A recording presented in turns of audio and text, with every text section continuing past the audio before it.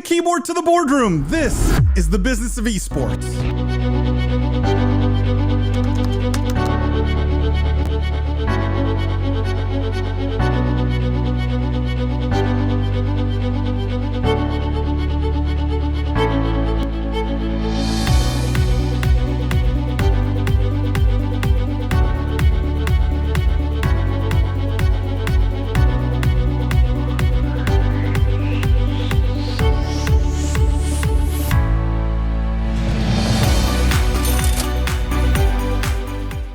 From the keyboard to the boardroom, this is the Business of Esports Podcast. I am Paul Dawalibi. I'm joined today by my friend and co-host, the incredible Lindsay the Boss Poss. For those of you who are new here, welcome to the official podcast of esports. What we do is we cover the most pressing gaming and topics and news of the week, but we look at all of it through a business and C-suite lens. We dissect, we analyze the business implications of everything happening in this industry. For our regular listeners, thank you guys for tuning in every week. Thank you for all the love, the 5-star ratings and reviews. If you haven't yet, go leave a review on the podcast. I know so many of you have, but we know we have tens of thousands of listeners, and you guys, so many of you have not left a review. Just let us know how much you love the podcast. It helps others to find it, or share the podcast directly with your friends, family, colleagues. We appreciate all of the love. Lindsay, how you doing this week? You're filling in. Oh, I know. This is a big week for me for so many reasons. This is kind of fun. I know. First is that I finally made it to the big time. We get to be a co-host, which is so much fun. The big time. Yeah, the big time. And the second is that I don't know if you saw, but Wii Sports coming to Switch has been an absolute rave for everyone who's tried it, which means that I am going to have a new game to play soon. This is the big news. Yeah. Actually, huge. You're right. It is pretty big news. Yeah. And it's a great reminder. If you love Lindsay and you want to find more of Lindsay, and just can't get enough of Lindsay's content, you guys should also subscribe to our sister podcast, Meta Woman, and tune in to the Business of Esports weekly news show, which we do live every Wednesday night, 8:30 p.m. Eastern time. So if this is your first time hearing Lindsay or getting to know Lindsay, this is where you can find more of her after the fact. There's so much more of me out there. Don't worry, everyone. I plugged the most important things, Lindsay, right? Yeah, that's right. So here's the question. Do you think, what are they calling it? What are they calling the new sports game? I think they're still calling it, like, it might even still be called Wii Sports. No, it can't be called Wii Sports still. I did not look at the title of the game. What I saw that was exciting is that you can play 2v2 like with friends.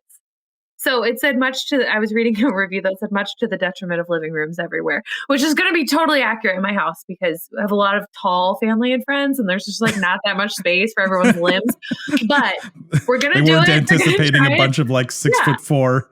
I'm going to clean house in Wii tennis, and I'm going to get turkeys and Wii bowling, and I'm not going to play any of the other ones because I'm not that good at the rest of them. But I'm great at those two, and I can't wait for it to be back. I'm very excited. It's so funny you say that because I feel like, first of all, the only Wii game I think I ever played was Wii Sports.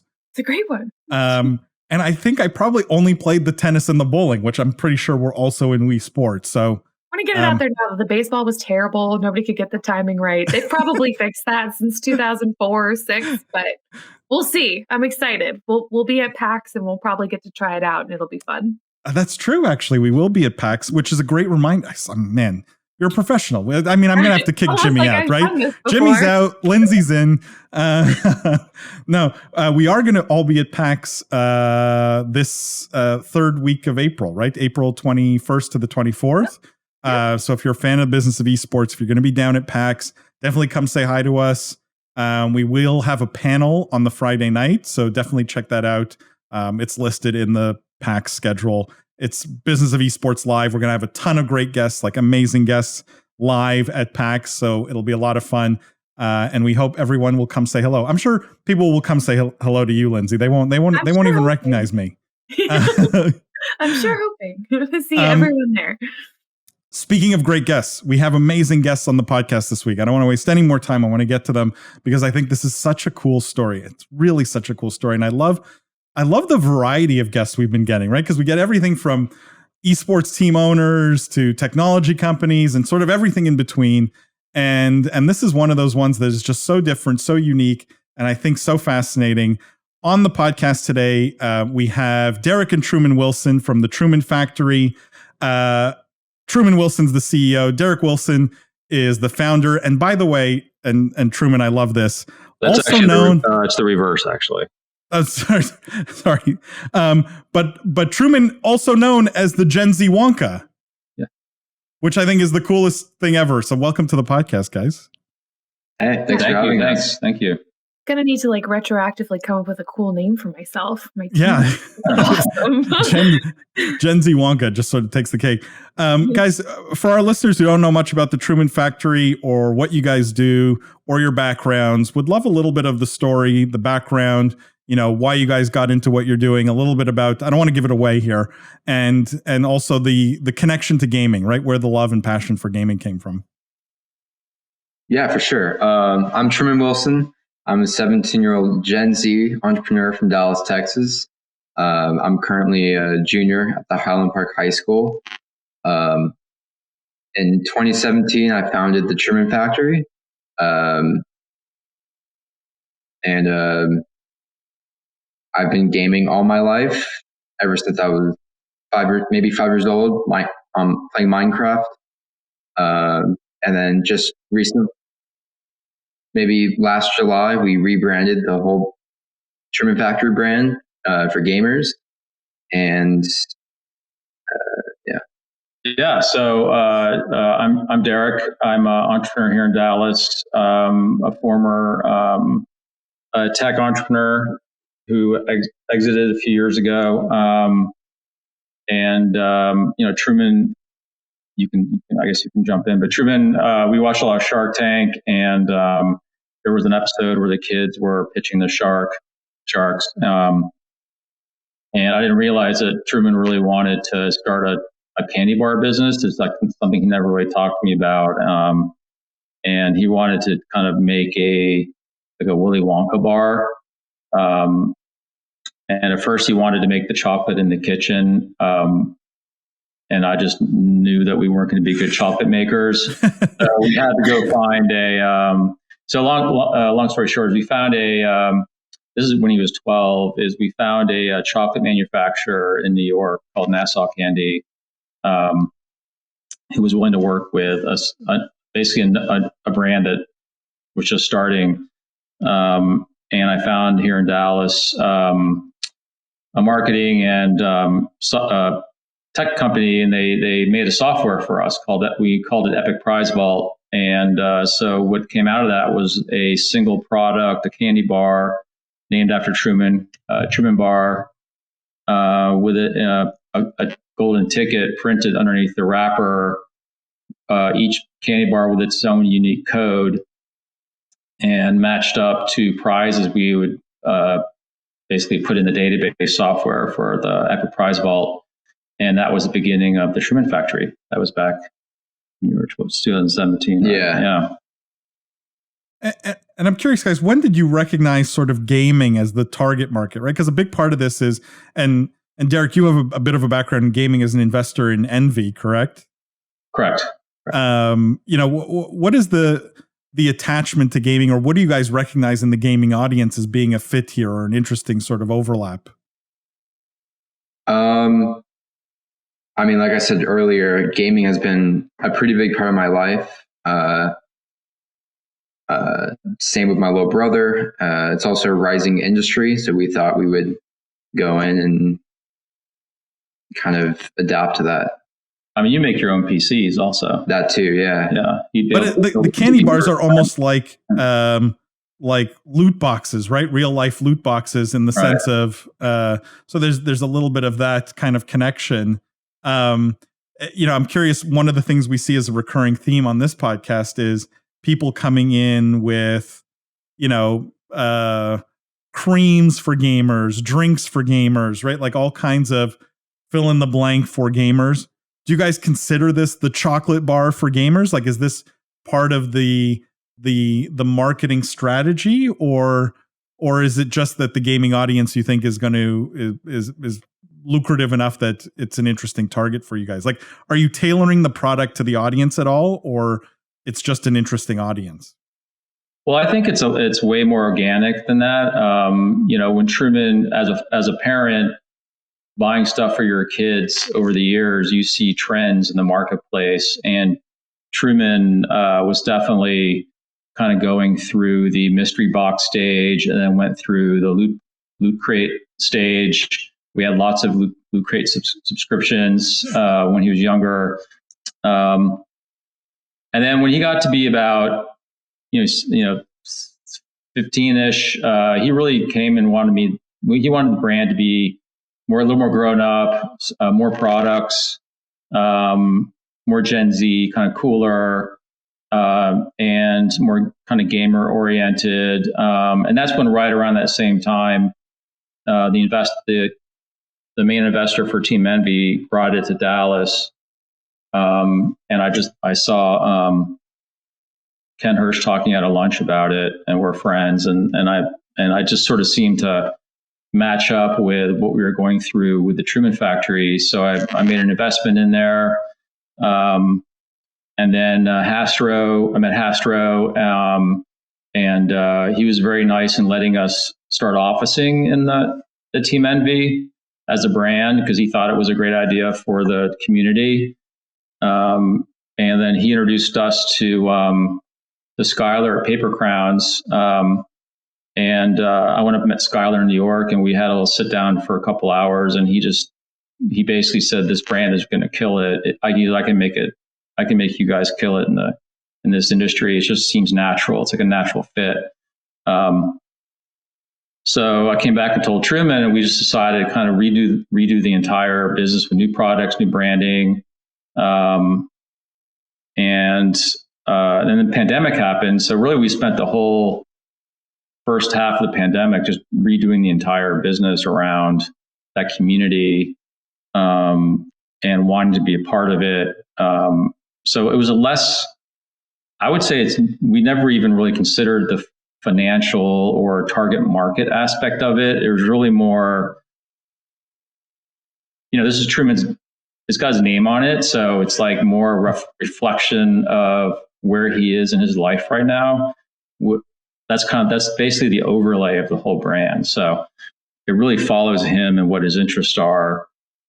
And then I sort of come behind it and try to find the people who can help us make it cool and make the product great, and make it a great experience. And right now it is in the gamer community, and hopefully we're trying to it's an endemic brand. I mean, that's really what we're trying to do, is be the brand in the space. What do you think about that?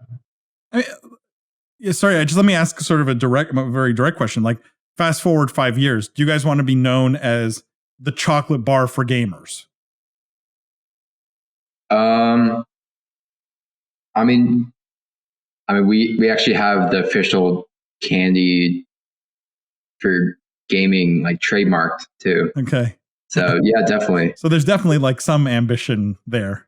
Yeah. Well, I don't know, because I don't want to be tacky about it, because it just seems like it's been a natural fit so far, and I feel like if we overthink it in that respect, that it might lose. It might not feel as good. Because right now it feels really good. We're meeting all these new people, and the industry and the community is so open and kind of helps you out. And I really like being a part of all that. And I know Truman likes being a part of it. Yeah. It's almost too obvious, and we have way more than chocolate bars. We have gummies, and we're coming out with new products right now for gamers, and which you can't really talk about yet, but it's really more making. Wow, what a tease! Yeah. I have a follow-up question to that, because I know that you all have an ethos that involves building a target audience that's within the gaming community, but lucky for you, a lot of people like candy. So are you finding that you're bringing people who are outside of the gaming community into the fold, into what you're doing, just because you make good candy? And how does the Epic Prize Vault play into all of that too? Like, are you finding that's extremely popular with gamers? Or are you finding that, maybe the non-gaming community is also like, hey, I want to win a golden ticket. That's very appealing. What's that kind of audience breakdown been like for you so far? Yeah, what do you think about that? I would say if you think about it, Epic Prize Vault is kind of a game itself. So it's kind of bringing in non-gamers and gamers. So it's kind of, I would say everyone has liked it so far. Yeah, I mean, no one has accused you guys of using these as gambling, right? Because loot boxes came under fire as a gambling mechanism for kids. There's no like 10-year-olds buying thousands of bars hoping to get a prize. We're not going to hear any of those stories. What's strange is in this September, the brand will actually be 6 years old. And so we have a lot of experience, specifically in the Dallas market, selling the product, awarding prizes, doing the prize vault and all that. So I just figured like we'll hit that situation if it ever comes up. But I think we've made it so it's not like a sweepstakes, if you will, like some of the other brands that are coming out with like tickets and prizes. We'll say on the terms and conditions that there are sweepstakes, and we're not a sweepstakes. So prizes are always changing, the odds always change. People can buy their product or not buy their product. We'll probably have other products without prizes, eventually. So yeah, the Epic Prize Vault. You were asking about other customers, right? So really, we spent most of the brand was selling to just normal stores. We just rolled out nationwide with Micro Center last week. So we're in all the Micro Center locations around the country, which is it's a really great, big national brand to be in. Frankly, that was a dream of Truman because he's one of their big customers here in Dallas. He's for him and all his friends. Yeah, Paul gets it. Yeah, I understand. And it's sort of a natural fit for the brand. So that's kind of like a mix between like gamer and normal person or non-gamer, at a retail location. And we are in some other retail locations that have nothing to do with gaming, but we are rolling out in all the Belong centers that roll out. So the main focus has really been on those environments, with a side hustle, if you will, and trying to get in other big box retailers and all that. So I am talking to H-E-B, I am talking to some other brands, just being in the candy section of normal stores. However, we will try to brand it so the Gen Z audience who is going to those normal stores will know the brand and will want to buy it for that reason. Would you offer different products? Like, I want to dig into sort of the product mix a little bit, because I think it's interesting in the places you're in, right? You're in normal retail stores that aren't necessarily targeted at gamers, but then you're also in very gamer kind of targeted stores like Micro Center and Belong. Mm-hmm. Obviously, people are going to a Belong arena to play games. Is there performance candy, right? Is there candy that doesn't make your fingers sticky or melt, or has caffeine in it so you can play longer? Like, is this Paul a path? Is specifically asking for him, by the way. He's 100% asking for himself. Is there a world where we see performance candy? Do you have any? I mean, that's something we've talked about. Yeah. I don't know if I can say much, but okay. Maybe. Yeah, it's hard to. I mean, the interesting is just a side note about, like, for instance, Belong Centers. What we love about it, being a kind of brand that we are, is we love to sponsor tournaments. So, for instance, we did a weekend tournament with Belong. So not only are we like a vendor to them, but we're also a sponsor, in a way. So it's sort of like a 360 relationship with the stores if they choose to have us participate with them, and we're open to all those sort of things. I don't know any other brand that would do that. As far as like enhancements, obviously we're looking at those sort of things. Candy is it's interesting. We're learning also how to make how things are made and all these kind of things, and who makes them and all that. And there's a lot to learn in those respects. And there is, we do have a younger audience too, so we have to be careful. The sort of aspirational 10, 12-year-old market who look up to Truman and like the candy and everything. And we just have to be careful in regards to like caffeine and all those sorts of things. It's, the burdens of being Gen Z Wonka. I think that's important. Can you guys talk a little bit about the software side of it? Because I think that's fascinating. You rarely hear a candy company talking about software, and what sort of the future of that looks like. Yeah, sure. So Epic Prize Vault is our prize rewarding system. So in every bag and every bar, there's a golden ticket with a code on it. You go to the website after you purchase the candy, and then you type in the code, and then Epic Prize Vault decides if you're a winner or not. We have a pretty big selection of prizes, and it's all legit stuff. And I definitely see it expanding to bigger and better prizes, and many more opportunities of using Epic Prize Vault and stuff like the metaverse or NFTs. I don't know. Can you guys talk to that a little bit? Because I think that's fascinating how something like Epic Prize Vault evolves, right? Like what does this look like 5 years from now or 10 years from now? I don't think we've planned that far, but we set it up as a standalone. It could be a standalone business. So it's sort of I'm not focused on that right now, but I'm always building it to be usable by other brands if they would like to. It's kind of white label. It could be white labeled.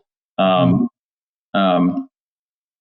it has been interesting to kind of figure out how to evolve the software, because it started off as a very simple database software that we had to manually kind of enter the prizes. It was very time consuming. As we were a home business when we first started, so it's very time consuming to do all that. And then Paper Crowns came in and did a really amazing job of doing version 2, which is very sophisticated. Has a lot of like defense in there for people trying to kind of guess codes and everything. So, and then version 3 is going to be, we're working on an app right now that would be like sort of more of a gamer experience, like leaderboards and challenges and things like this around checking your codes for the products. And then I would say the next leap, like pretty fast, is going to be in some sort of metaverse sort of capacity. Like maybe you're going to open your golden tickets in a world somewhere, and then you can take that code and go to your computer and enter it, in real life and see if you win something, and then get the prize in the metaverse, that kind of stuff. Cool. Yeah, so you seem to have sort of 3 kind of concurrent streams happening here. One is in the real world with people going out and buying candy. The second is with the software and the prize vault that you've created. And the third is this kind of gaming community oriented play. So how do you see, the next 5 or 10 years, kind of all your focuses in giving attention to each of those? And from what it sounds like you are really focused on building the community to house the other 2 items.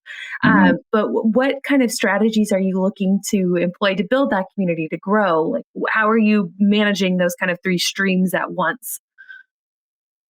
Yeah, first of all, it's super fun. So we have we're basically making a fun. We're just making a fun company. So it has to be fun, or like, who wants to do it, right? So. Yeah. We have a lot of fun doing it together. We have a small staff right now, but We may do a seed round this summer and kind of hire some people. But it's really fun, and it really follows Truman's where his life is taking him. So it's hard to plan out 5 years in advance. I will say that there are interesting opportunities to, we talk about it. Like, what are we? Like, are we a candy company? Are we a software business? Like, what is it? And I don't think it's really fallen out yet, because what's great about the Truman Factory is it's a factory, right? So, it's based on loosely Willy Wonka's chocolate factory in a way. But the factory could make, can make anything. So maybe it's other things in a couple of years. Who knows? Time has sort of proven your original thesis correct, though. Like, one of the things I've been dying to ask about is Mr. Beast, right? Mr. Beast, maybe one of the biggest influencers, content creators in the world, came out with his own candy bar, his own chocolate bar. Mm-hmm. How do you look at what he's doing compared to what you guys are doing? Like, any differences, any similarities? Do you see that as really validating that, there's a market for cool, fun, younger kind of chocolate or candy company? Like, how do you look at what he's doing relative to what you guys are doing? Yeah. What do you think of that? Well, I think what he's more focused on is the prize component of it. And he's a much broader audience than what we're going for. And the products are just a little bit different. Yeah, they're different. And how his prize system works and the website and all the branding. The concepts are a bit similar, but I would say there's also a lot of differences. Yeah. It's funny. We sort of had a little heads up on it, I have to say. And so we knew it was coming. So we obviously went out and bought it and tried it and everything like that, and tried the system. And it is different. But I think that, it's funny, Truman, we had a little talk about it, and Truman's like, "Oh, this is what competition feels like." I'm like, "Yeah, exactly what it feels like." But I will say, it made us work harder that when it first came out to figure out, what do we do? Obviously you can't compete with him in regards to what the prizes are or his marketing reach or, being on GoPuff and all these kind of things. So we just decided that we're just going to not worry about it and just focus on what we're focusing on. And because this is our only focus, right? He has lots of focuses, and this is really our only focus. So, it's also not a winner take all space, right? I feel like this is if we were talking about energy drinks, I would say maybe that market feels more saturated. There's probably 10 players that we could talk about going after gamers. This feels like there's a lot more opportunity. But I also know how difficult chocolate is. So, great, he can own the chocolate bar business. It's hard. It's hard to ship it. Yeah. Is that the problem? I was going to ask you guys, what have been some of the biggest challenges building melting not chocolate? Just a consumer packaged good, but specifically a candy business? Is it shipping? It's the biggest challenge is finding the places to make it. And you kind of learn you either hire the person or you learn about the logistics parts, and the packaging and all that kind of, it just takes a lot of time to learn all that. But I would say it's all doable. The most challenging part we found early on, even early in the brand, was the chocolate component. And just to give you some insight, earlier a couple of years ago, we used to go do festivals. We'd set up a booth and things like this when I was first teaching Truman how to pitch to customers and sell. Remember that? Yeah. And then we turn around and the bars would be melting at the place. So this is 5 years ago. So we learned real quick how to deal with that issue. Can I ask specifically, guys? I looked at the product mix on the website. Why Korean? Like, why specifically have products in Korean? Do you see that as an interesting market? Is it because of the overlap with gaming and gaming culture? Like, what is it about? I didn't see anything that was like, gummy bears in French or Right. Why Korean? It's a funny, I don't know. It's a funny story in the sense that in Dallas, one of our longest term customers here is a Japanese market called Mitsuo Market. And they've been buying our Truman bars for like 4 years, and they just always sell out of them. So we had this, when we started getting into the more than gamer space, Truman and I really always wanted to make like a Japanese version of the packaging just for fun, to see if we could do it. But the person we hired to do the Japanese translation said, no, you need to be doing Korean because the Japanese market's so small in the US, Korean's big. And right around the same time, the Overwatch team here, Dallas Fuel, they're all Korean, all from Korea. So we started working with the translator there, Helen, and a couple of players to like do some packaging. So at first off, we just started doing it for fun. And then I had a friend of mine was like, why don't you just make it? Why don't you actually like put it out there? And I'm like, well, I don't really have anyone to buy it. And he's like, well, no one's going to buy it if you don't make it. So I'm like, okay, let's just make it. So we made it, and we just put it online like 2 weeks ago. So you're seeing it it's just online now.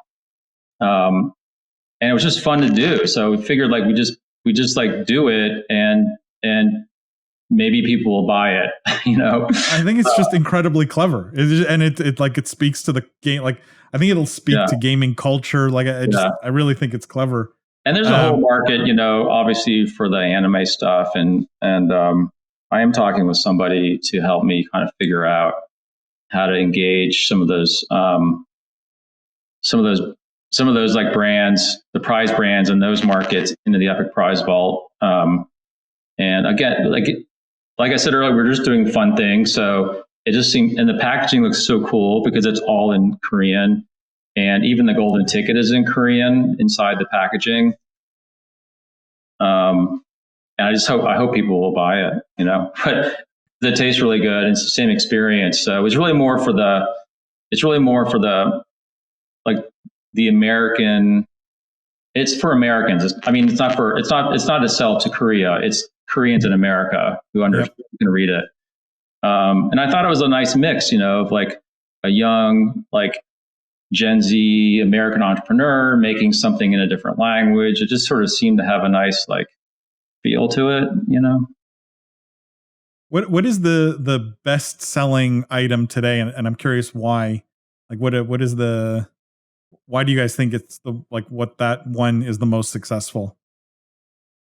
I want to say the milk chocolate bar, because that's the longest running product we've had.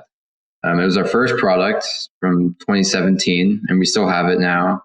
But I would say more recently, from our relaunch, I would say probably the gummy worms have been the most popular so far. And is that just because you think there's less? That's cool. There it is. It's more like a wider, potential market. Like chocolate is maybe more specific. Like, what do you think is the reasoning, or just more easier to eat? I don't know. What do you think is the reason behind that one being? I think a big factor is the packaging, because there's a little window on the packaging and you can actually see the candy inside and the golden ticket. Cool. Okay. Because it's actually like a physical golden ticket that is like shiny.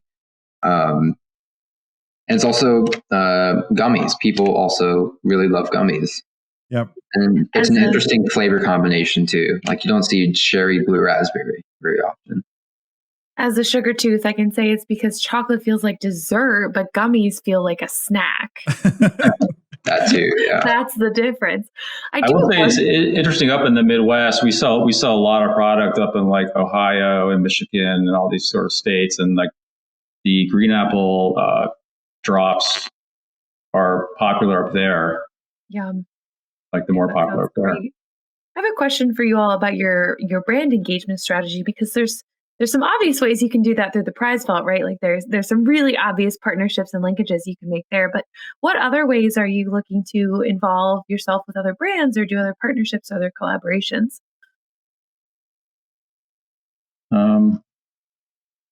Yeah. So, I mean, the Epic Prize Vault is sort of a natural way for us to collaborate with other brands.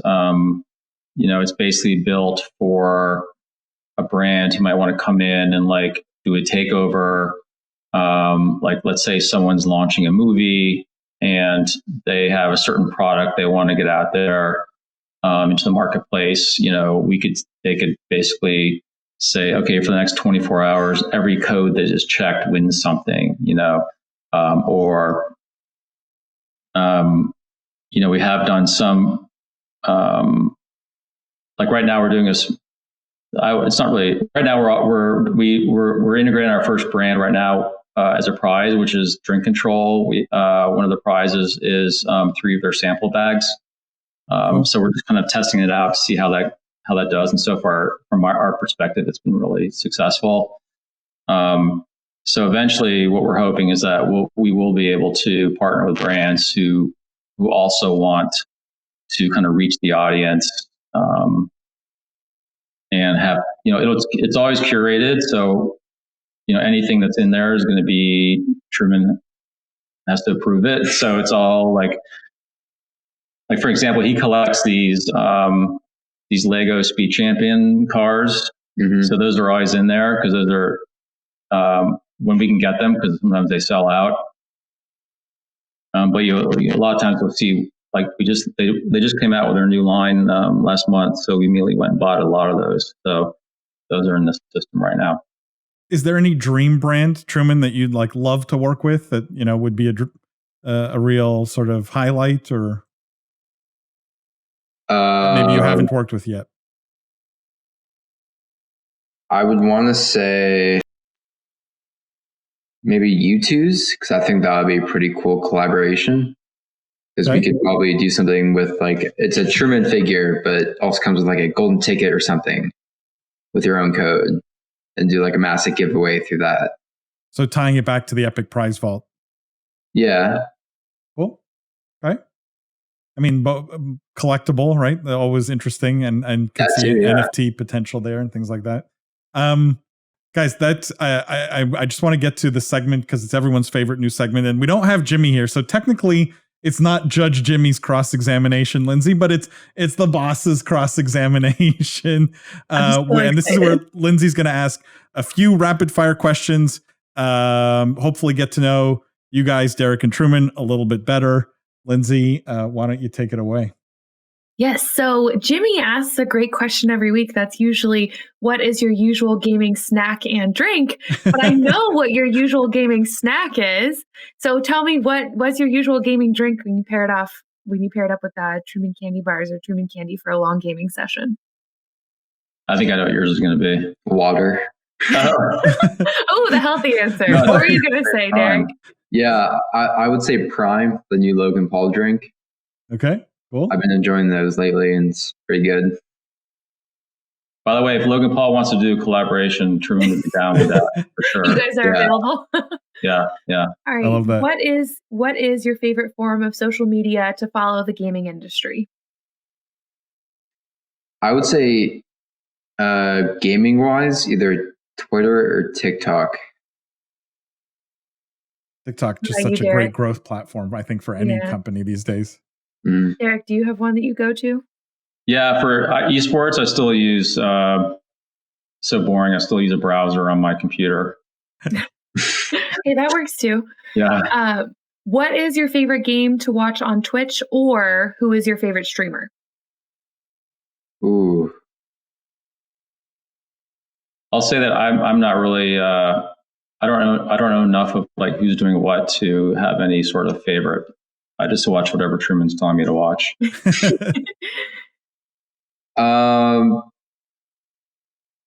I'm being honest, I haven't really been on Twitch in a while because of school and all the Truman Factory stuff. So currently not a favorite streamer. Gotcha. Is there any games that you used to watch or like? Games I used to watch. I would say Valorant or Fortnite. Shooters. I like it.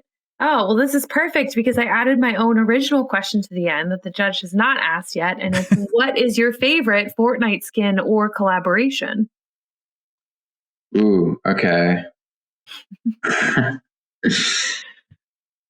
Yeah, we're redoing my room right now, so I haven't really touched my computer in a little bit. Yeah. It's like not plugged in.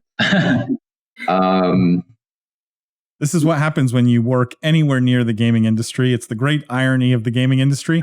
You never have time to actually play the games. I would say probably the Tron collaboration and their Tron skins. Ooh, that's a good one. I'm so partial to the Balenciaga one. Jimmy, the judge and I both just love the Balenciaga collab. They're ugly skins. You brought something in. Yeah, whatever. I love it. Thank you, Lindsay. Oh yes, guys. Wait, what does he say? The prosecution rests. There we go. I don't know if you can say it. He's a lawyer. I don't know if you can say it. True. I'm not a lawyer. Boss rests. The boss rests. Guys, where can people find more about Truman Factory or follow you guys? Like, what is the best place if people want to either buy the product or keep up on what you guys are doing? We are at the Truman Factory on Twitter, Instagram, TikTok, thetrumanfactory.com. It's no, actually on Twitter or Truman. Twitter is Truman_Factory. Yeah. Very cool. And I assume both of you, it's easy enough. Derek and Truman Wilson to find on like LinkedIn for brands that are out there and watching. Yeah, I like LinkedIn. Yeah, it's a very effective environment. We really appreciate you guys telling the story, bringing this to our audience. Definitely everyone should go check out the Truman Factory. I think it's so cool building this candy company and the fun being at the heart of it. I just think such a great thesis at the center of any company. How I like to build my own company. So really appreciate you guys being on. Lindsay, thank you as always. You're great on the live show. Everyone should go check that out. And Lindsay's podcast, Meta Woman. But I think Jimmy's in real trouble. I think you may have put his, because we had Jeff replace one week, we had you replace now. I think you're putting them all to shame, Lindsay. And for our listeners, guys, make sure to follow Business of Esports everywhere on LinkedIn, on TikTok, on YouTube, on Twitter, you name it. It's Biz Esports or Business of Esports, absolutely everywhere. Don't forget, tune in Wednesday evenings, 8:30 p.m. Eastern time for our live stream. It's the weekly news. It's all the gaming news that we used to cover on the podcast, and now we cover with a bigger cast, and we do it live with you guys. So it's a lot of fun. You get to come, get in our faces, ask us questions. Don't forget to tune into that. And always remember, guys, the future is fun. We'll see you next week.